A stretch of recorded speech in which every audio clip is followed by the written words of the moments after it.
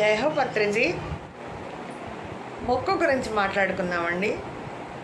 చాలామంది కష్టాలు తీరాలని ఇష్టదైవానికి మనసులోనే అనుకుంటూ ఎన్నో మొక్కులు మొక్కుతూ ఉంటాం.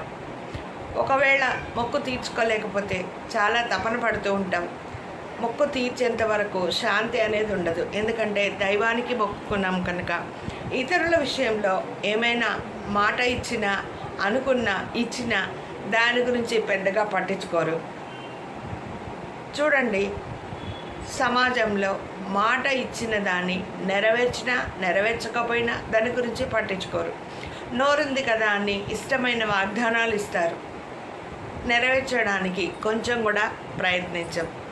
అనుకోవడం అన్నది కర్మ కింద లెక్క రాదు, అనడం అన్నది కర్మ కింద లెక్క వస్తుంది.